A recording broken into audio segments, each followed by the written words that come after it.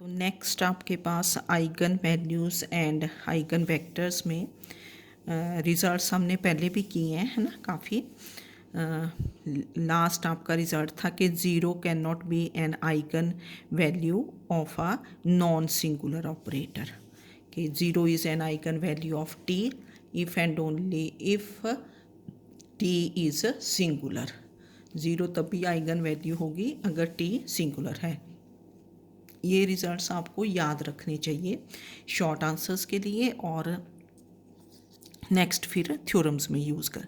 तो नेक्स्ट जो आपके पास थ्योरम है कि let lambda be an eigen value of an invertible operator T on a vector space V F.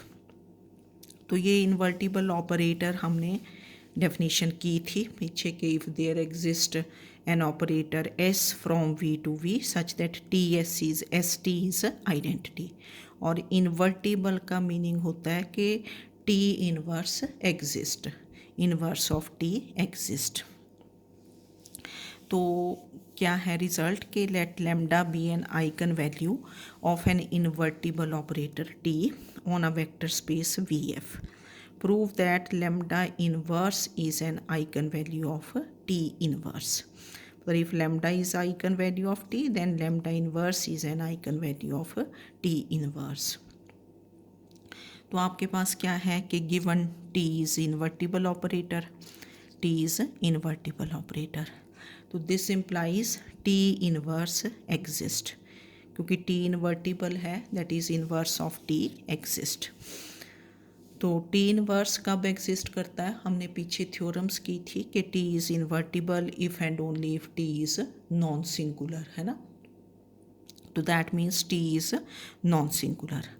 तो therefore eigen value of T can not be zero, क्योंकि आपने last result किया था कि zero can not be an eigen value of a non singular operator, that is lambda is not equal to zero.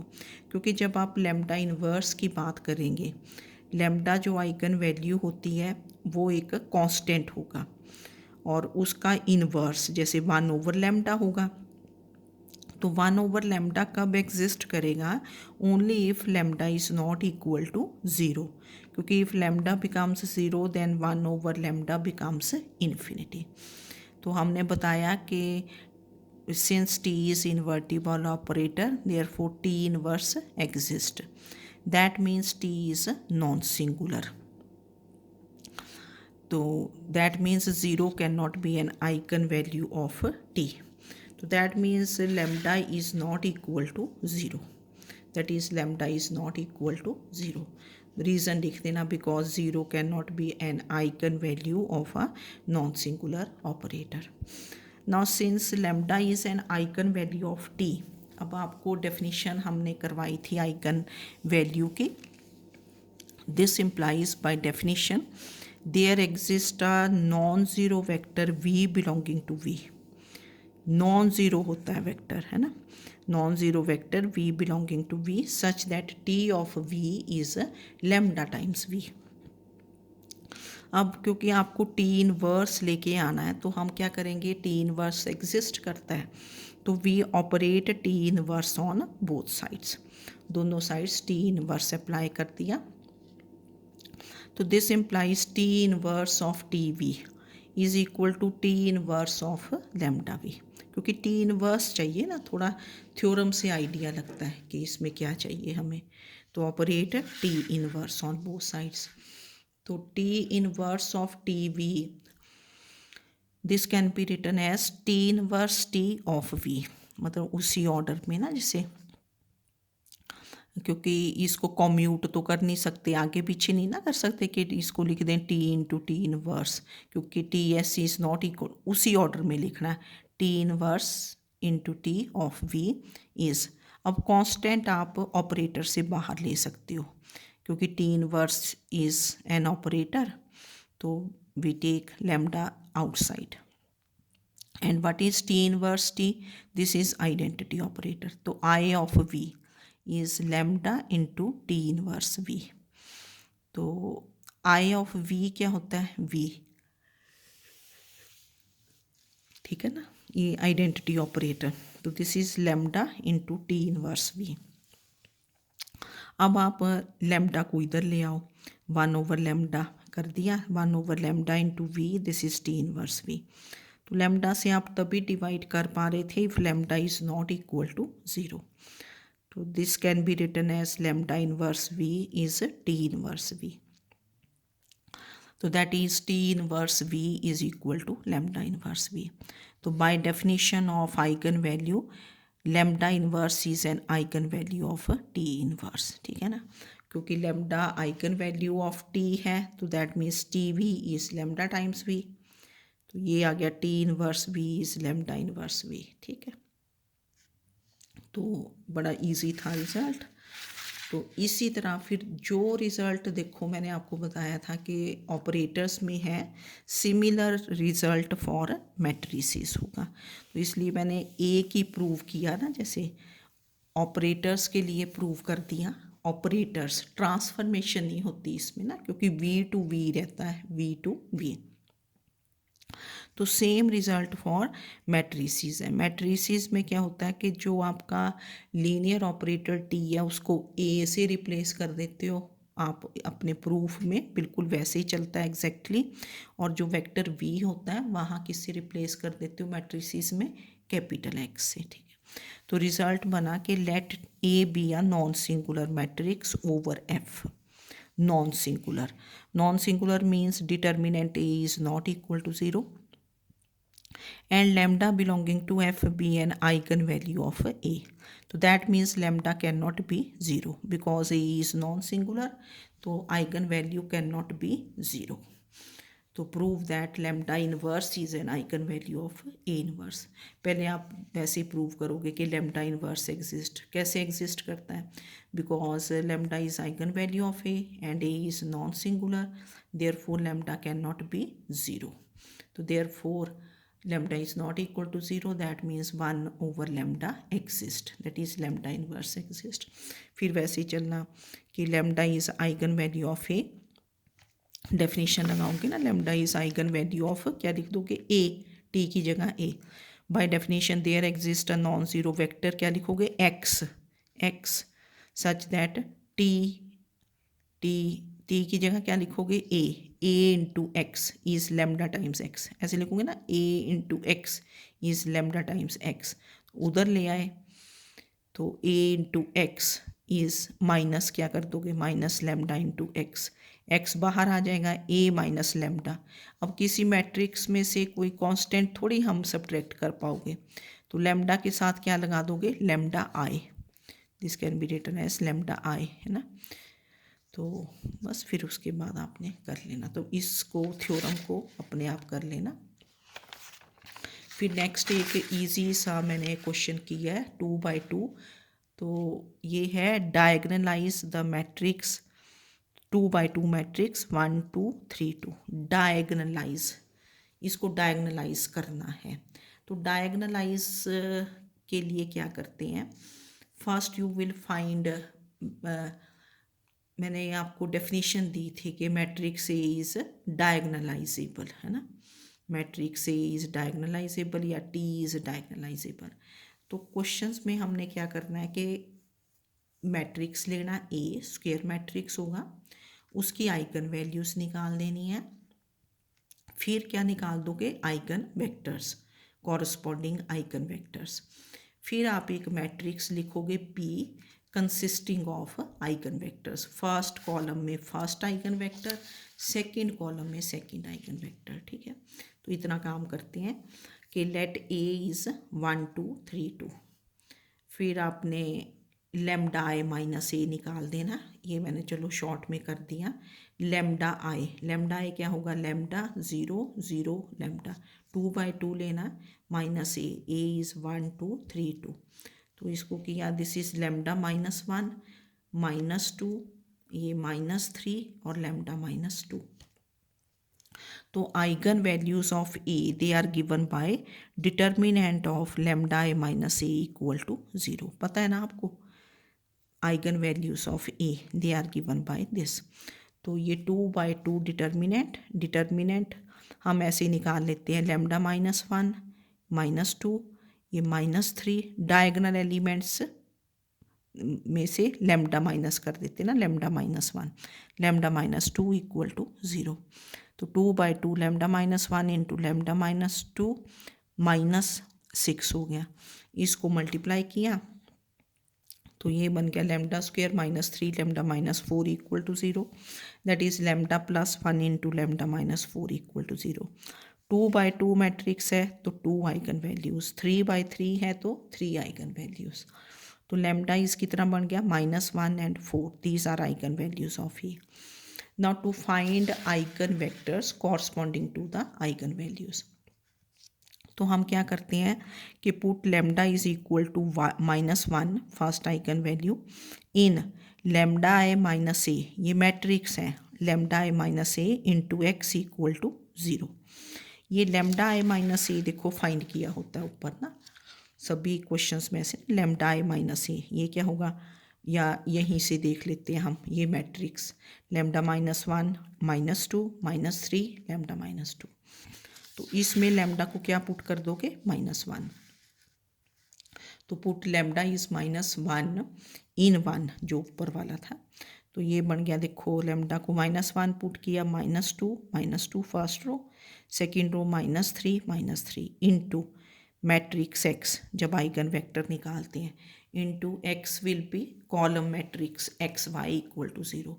इसको आपने multiply किया first row first column, तो this is -2x -2y, फिर second row first column -3x -3y equal to 0।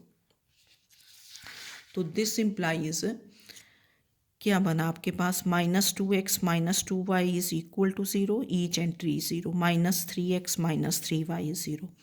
तो दोनों से देखो ना माइनस साइन कॉमन ले लिया, 2 भी कॉमन ले लिया, from here we have x + y 0, यहाँ से भी x + y 0, तो दोनों में से एक ही इक्वेशन आई, तो that is x is -y। तो eigen vector x this becomes the column matrix X Y, X कितना है -y और y रिमेन्स y, तो y कॉमन ले लिया, अब y की वैल्यू 1 पुट कर दी हमने ना, है ना, जैसे y 1 पुट कर दिया तो ये बन गया -1 तो -1 1, तो -1 this is the eigen vector corresponding to the eigen value lambda is -1। ठीक है, ये आइगन वेक्टर आ गया। ऐसे ना कॉलम वाइज ही लिख देते होते हैं, आप ऐसे भी लिख सकते हो -1 1 करके ना, पर चलो क्योंकि कॉलम वाइज आता तो कॉलम वाइज लिख दो। Now to find eigenvector corresponding to lambda is 4, तो put lambda is 4 in lambda I minus a into x equal to 0। तो ये ऊपर हमने निकाला ही हुआ है, चाहे आप यहाँ से देख लो, है ना, या फिर मैंने ये ऊपर निकाला था lambda I minus a, lambda को क्या पुट करना 4, तो फर्स्ट रो क्या बन गई 3 -2, सेकेंड रो -3 2। ठीक है, ये तो जब करके देखोगे ना आप लिखोगे फिर आएंगे क्वेश्चंस, तो 3 -2 -3 2 into column matrix X Y equal to 0, multiply किया 3x -2y, ठीक है ना, first row first column, first row की एंट्री, फिर second row first column -3x + 2y equal to 0 matrix, तो this gives you 3x -2y is 0 -3x + 2y is 0। तो दोनों से एक इक्वेशन बनी, x is equal to 2/3y, x is 2/3y। तो therefore eigen vector x is, this is column matrix X Y, x कितना है 2/3y और ये y का y रहा, y आउटसाइड, तो 2/3 1। वैसे तो आप फ्रैक्शंस में भी ले सकते हैं, पर फ्रैक्शंस ना हम अवॉइड करते हैं, तो इसको इंटीजर बनाने के लिए क्या करोगे 3 से मल्टीप्लाई कर दोगे, फिर दोनों को 3 से करना ना इनको, तो दिस इज 2 3, मतलब इनफैक्ट हमने क्या लिया कि let y is 3, let y is 3, तो 3 लिया, ये 2 बन गया, ये 3 बन गया। ठीक है, तो ये 2/3 है ना, जैसे 3 से मल्टीप्लाई कर दो या 6 से कर दो, ये आइगन वेक्टर्स सबके डिफरेंट आ सकते हैं ना, ठीक है ना, तो ये 2/3 है, कुछ लोग 2/3 1 नहीं लिख देंगे। अब कुछ यहाँ से y की वैल्यू भी निकाल सकते हैं कि भी मैंने तो y निकालना, y इज़ 3/2x, फिर कुछ और आ जाएगा, पर अल्टीमेटली रिजल्ट वही आएगा। तो यहाँ हम अवॉइड करते हैं फ्रैक्शंस, इनको इंटीजर्स में कन्वर्ट कर देते हैं। तो therefore 2 3 this is the eigen vector corresponding to lambda is 4। तो दो आइगन वैल्यूज़ थी, दोनों आइगन वेक्टर्स। तो पहला बन गया -1 1, सेकेंड बन गया 2 3। तो therefore we write the matrix P। अब क्योंकि डायगनलाइज करना है ना, तो क्या करेंगे कि let P is, this is the matrix of eigen vectors of ही, ठीक है ना। तो eigen vector, first eigen vector क्या था, -1 1 और सेकंड था 2 3। जैसे आए ना वैसे फर्स्ट कॉलम में, फिर सेकंड कॉलम में, अगर थर्ड आता तो थर्ड में।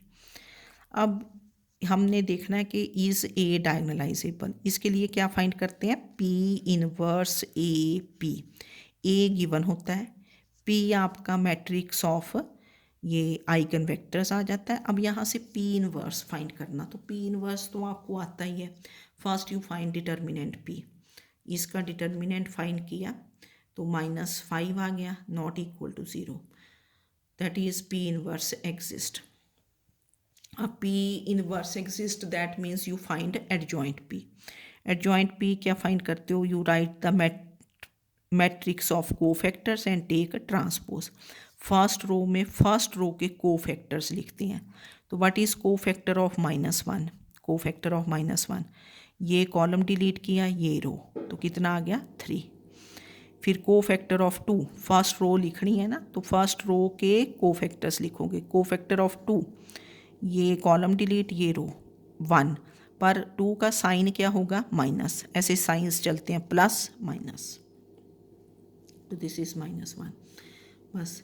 फिर सेकंड रो में सेकंड रो के कोफैक्टर्स, ना कोफैक्टर ऑफ 1, ये रो डिलीट, ये कॉलम, तो कितना बड़ा, -2, क्योंकि साइन ऑफ 1 इज़ माइनस, इसका साइन प्लस, ये माइनस, ठीक है ना। और फिर cofactor of 3, sign will be plus और ये हो जाएगा -1, और इसका लेते हैं ट्रांसपोज। कुछ लोगों को एडजॉइंट नहीं आना ना निकालना, ठीक है। तो adjoint P, this is transpose of matrix of cofactors. तो ट्रांसपोज जब लेना, first row becomes first column, second row becomes second column. तो P इनवर्स कितना बन गया, adjoint P over determinant P। तो डिटर्मिनेंट P कितना है, -1/5 एडजॉइंट P। तो एडजॉइंट P आपका था 3 -2 -1 -1। तो इसको एज इट इज़ रख लिया ना, ताकि फ्रैक्शंस ना आए, ये ऐसे कैसे रखा। Now we find P inverse A P. तो P इनवर्स लिख दिया -1/5। कभी भी डिनोमिनेटर में नेगेटिव नहीं लिखते, दिस इज़ -1/5। ये P इनवर्स ये था ना, 3 -2 -1 1, फिर A लिख दिया 1 2 3 2, फिर P लिख दिया। अब पहले मैंने ये दो मैट्रिसेस मल्टीप्लाई किए, first row first column, first row second column, चलो मल्टीप्लाई करना आता, पहले ये दो किए, फिर इनटू ये कर दिया, फिर इन दोनों को किया, तो ये बन गया 5 0 0 -20। तो अब अंदर लेके गए -1/5 को, each entry is multiplied by -1/5। तो दिस इज़ -1 0 0 एंड 4। तो ये जो मैट्रिक्स बना P inverse A P, this is -1 0 0 4। तो ये देखो एक डायगनल मैट्रिक्स बना। डायगनल मैट्रिक्स क्या होता है कि all elements below and above the diagonal are 0। ये डायगनल, इसके ऊपर नीचे के एलिमेंट्स 0 होंगे। और जब आप डायगनलाइज करते हो किसी मैट्रिक्स को, उसके जो डायगनल एलिमेंट्स आएंगे they will be the eigen values. उससे आपका जो आंसर है वो भी वेरीफाई हो जाता है। तो -1 and 4 they were the eigen values. तो दिस इज डायगनल मैट्रिक्स। पहली बात तो डायगनल बन गया, having diagonal elements as eigen values. तो therefore P inverse A P, this is a diagonal matrix. अगर P इनवर्स ए पी आपके पास डायगनल मैट्रिक्स आ जाता है तो that means A is diagonalizable, ठीक है ना, A इज़ डायगनलाइजेबल। 2/2 तो थोड़ा इजी रहता है ना। तो पहले आपके पास मैट्रिक्स A गिवन था, ठीक है ना, A गिवन है, इसकी आइगन वैल्यूज़ निकालो, आइगन वेक्टर्स निकालो, ठीक है, यहाँ तक। फिर जो मैट्रिक्स P लिखना है, this is matrix of eigen values, eigen vectors of E। First column में first eigen vector, second column में second eigen vector, then you find P inverse, determinant P, फिर ये फाइंड कर देना है ना। तो P inverse AP is diagonal matrix, और what are the diagonal elements, eigen values. तो then we say A is diagonalizable. तो नेक्स्ट क्वेश्चन अपने आप ट्राई करना है, क्योंकि अब तो आप ये है ना कि जितना आप खुद करोगे उतनी क्लैरिटी बनेगी, क्योंकि आपके मार्च में बाय एंड ऑफ मार्च आपके एग्ज़ाम्स लग सकते हैं, तो उस हिसाब से आप अपनी प्रेपरेशन स्टार्ट कर दो। Let A is this matrix, find an invertible matrix P such that P inverse AP is a diagonal matrix. तो ये बिल्कुल ऊपर की तरह करना है, होगा बहुत लेंथी, पर एक बार ट्राई कर लेना, क्योंकि वहाँ पेपर में आपसे पहली बात आइगन वैल्यूज़ निकलें पहले, फिर चलेंगे ना आइगन वेक्टर्स पे, फिर आइगन वेक्टर्स, तो इनको कर लेना, ठीक है। तो ऑलमोस्ट इसी टाइप के क्वेश्चंस हैं। मेन तो ये है कि आइगन वैल्यूज़, आइगन वेक्टर्स निकालने आए, फिर चलो ये डायगनलाइजेबल है, कुछ रिजल्ट्स हैं, डेफिनेशंस हैं, थ्योरम्स जो लोग इजीली कर लेते हैं वो कर लें, नहीं तो क्वेश्चंस को देख लो, ठीक है। Okay, thank you.